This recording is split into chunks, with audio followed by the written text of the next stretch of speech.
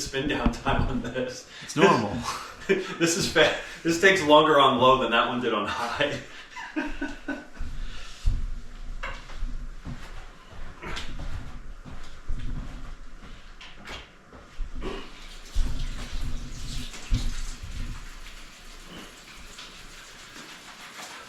I can't believe how much pitch is on there.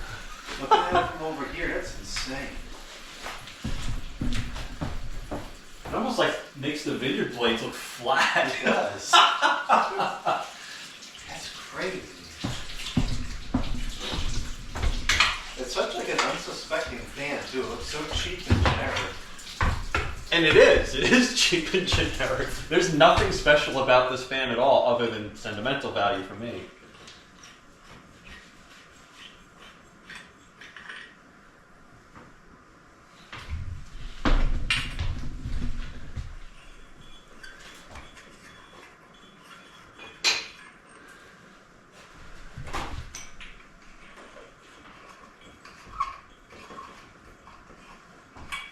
In automotive circles, you'd call this a sleeper. These were a good choice for fans, though, if you like lighting just the fan up. I like that. And they have, I think, 3 or 4 posts on the film, so it should be pretty vibration resistant. Yeah, and the Chatham means all the help it can get there. Yes, it does.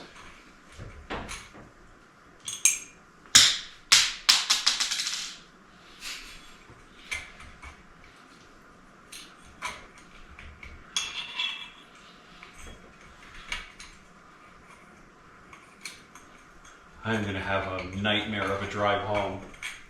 If I leave after like 6:30, it's kind of rough. You went on a Sunday night?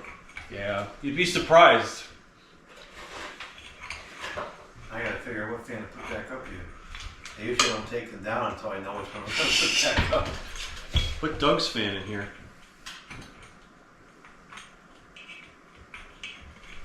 That's interesting. This doesn't want to come out of here. There we go.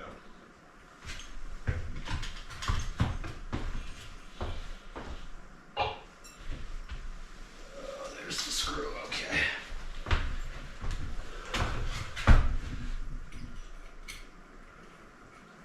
This light kit. I wonder what I can do to clean it up a little bit, because the finish on it is looks pretty bad. It's probably lacquered, so you're not going to be able to do anything very aggressive at all. This might be one of those suck it up, go to the e-rip-off and buy something new old stock. But if you get something brand new, it might not match. That at least matches. This matches almost perfectly, actually.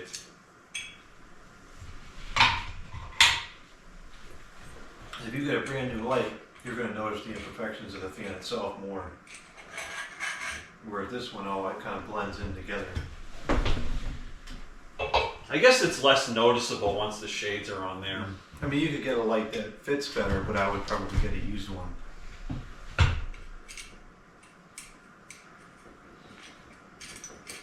Oh, we'll have to keep our Yeah, eyes. that sound, I think, is the box. I remember that sound. No, it's the housing hitting the ceiling. Yeah, the other one made the exact same sound. See, if I put like a piece of paper or something in here, it wouldn't make that sound at all. I guess that's just what the sheetrock sounds like then. Yeah. Up against cheap sheet metal. Yeah, that's tight. Wow.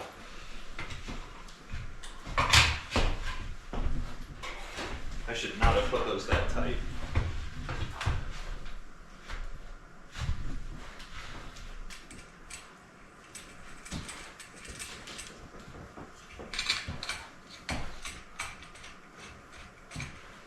You know what the problem too with the clock is?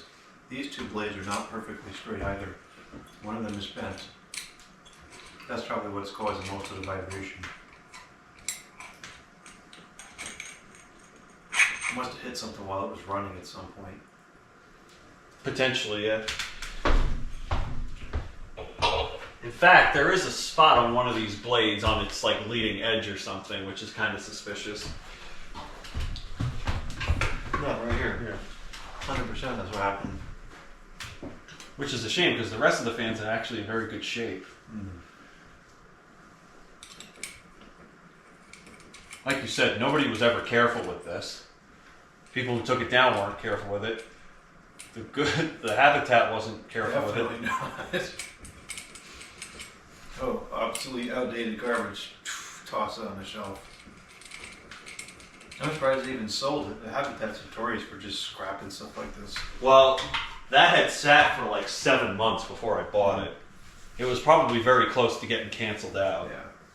But I don't understand why they don't just throw everything on the floor. I mean, if it sells in a couple weeks for $5, it's still $5. You get nothing if you throw it in the dumpster. Well, the problem is that floor space is worth something. Is it worth that much at a stupid thrift store though? Yeah. I guess if you have the volume and stuff, maybe. Yeah, this could probably benefit from having lock washers on it, but that's a very good motor. I think that should be standard is to have lock washers. Yeah, because these always loosen up. Yeah. If you got vibration, any always vibration is going to loosen up.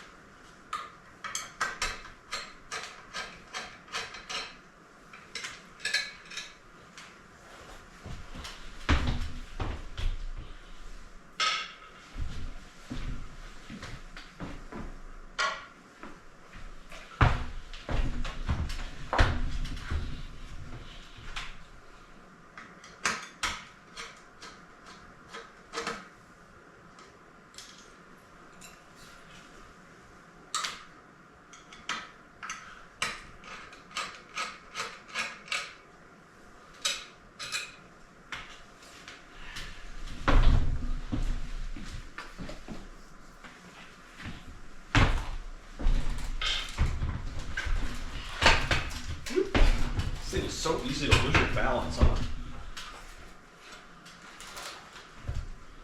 Yeah, I never go past like the bottom rung on that thing.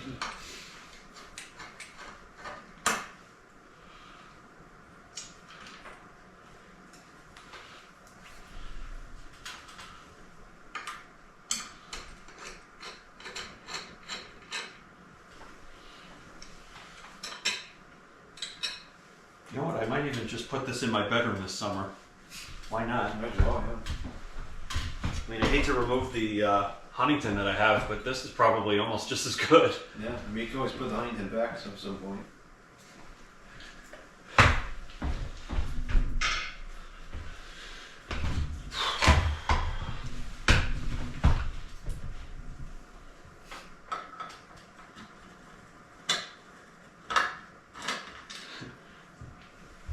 Just by the mounting plate, you can tell this fan means business.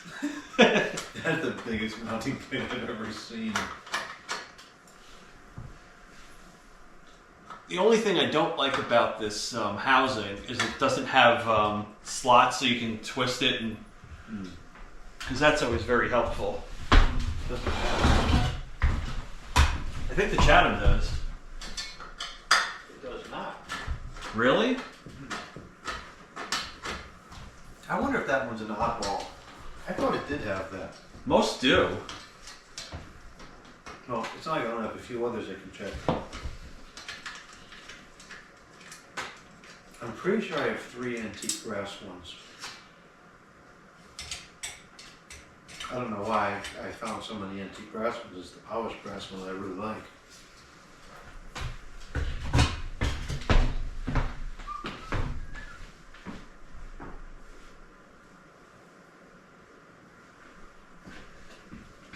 I think you described it well. This fan has a very big presence where it's installed. Because usually flush mount fans don't. And it's actually one of the reasons why I don't particularly like them.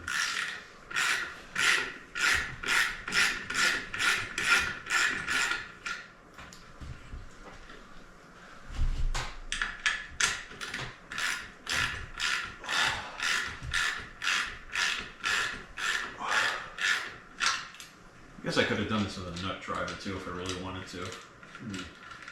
Yeah, these grommets are like hard as a rock. Yeah, well, it's 40-year-old rubber. Actually, they're not that bad, but they're just kind of crumbling tight in the nuts. This wasn't missing any parts at all either. That's a miracle. No.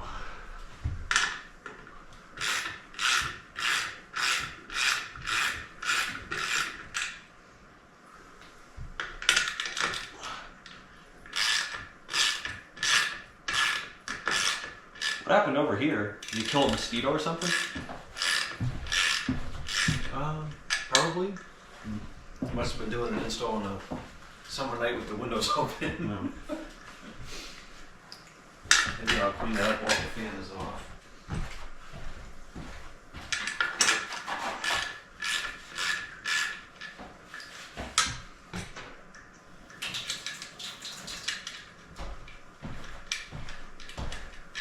This is such a great design because the hook basically catches it as soon as you take the nuts off. I gotta show you the Hunter Look at mount. that. It just The just Hunter grabs mount is it. 10 times better. Oh, I don't doubt that. But yeah, that is, I do like that. It works pretty good.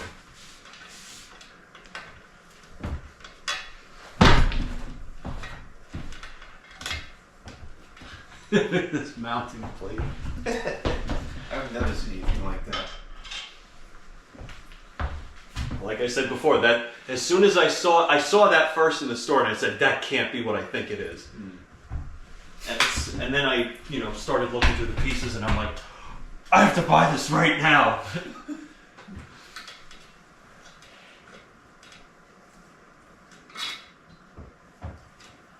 Did you want me to turn it on? Okay. Make sure you put it on high so I get shocked as bad as possible. I wonder if it would be worse on low because there's a capacitor going through it now. It actually probably wouldn't make a difference because the AC resistance of the capacitor compared to your body's resistance is kind of inconsequential. I think a capacitor shock is worse than the mains.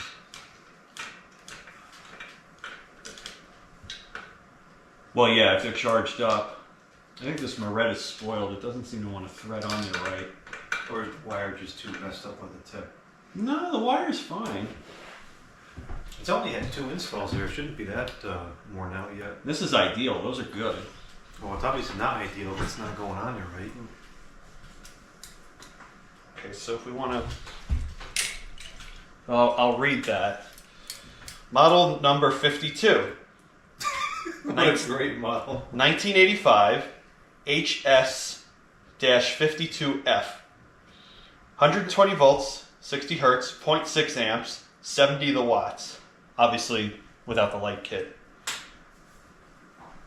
That does a lot with 70 watts. You got that right. Probably the most powerful 70 watt fan I've ever used. That looks like a 172 motor, not a 155.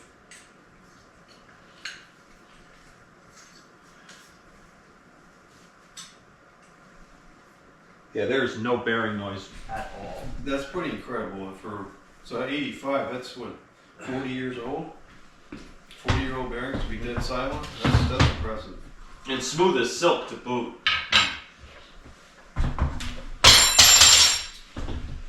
That was the ladder.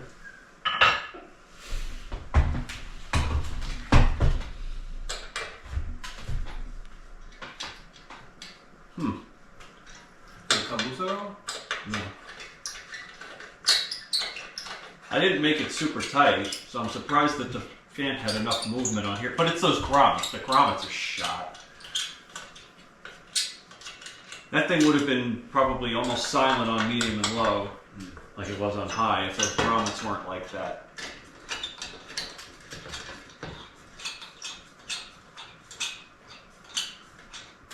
And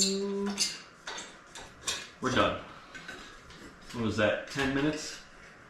And I have no phone here anymore. This always drives me crazy, these things loosening up and turning. Can you pull any more wire through? I know I left a lot of slack upstairs. No, because the clamp I is see nice what's and tight. loose. Yeah. How are you supposed to tighten these stupid nuts anyway? Actually, I use the wire strippers.